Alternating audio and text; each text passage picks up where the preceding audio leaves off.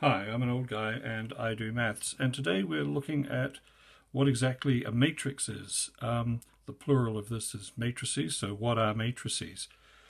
Well, the very short answer is that they are tables in which usually numbers are stored in a particular order.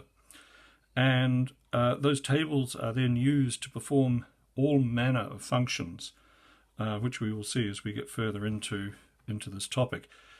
Anyway, the purpose of this video is simply to introduce the idea of a matrix and its components and get a feel for what they are. So we have one in front of us here. They're traditionally housed in square brackets like that.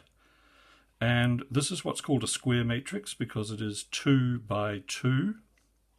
And we denote the size of a matrix, its order, by the number of rows, so 1, 2 rows, and the number of columns. So this is a 2 by 2 matrix, commonly called a square matrix. We always go rows first, then columns.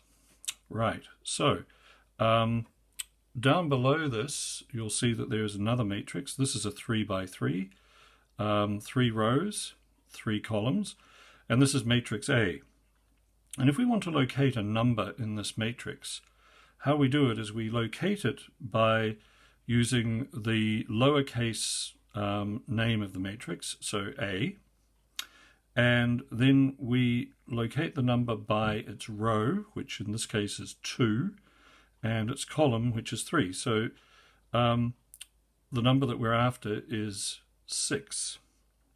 Now, what else is there to say about matrices as an introduction? Well, I've already mentioned how we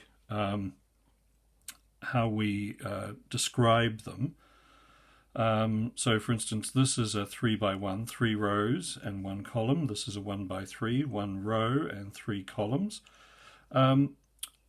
Matrices come in I was going to say all shapes and sizes. It's not all shapes, but it is all sizes. You can have very, very big matrices.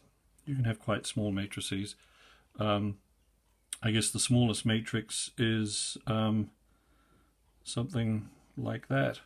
And the largest one, well, how many numbers do we have? There's an infinite number of numbers, so we can have an infinite number of rows and an infinite number of columns. They are, however, rectangular. And I just want to finish off by saying something about the way in which matrices come up at secondary school. And it's usually in a single subject, and people have a lot of trouble dealing with matrices because what a matrix is it's a means by which you perform an operation in mathematics. And so when you're taught matrices at school, what you get taught is a range of sort of disparate things that matrices do. And I often think it's a bad idea to call matrices a subject. What they are is they're an operation, a technique, whatever you want to call it. It's almost like calling addition a subject.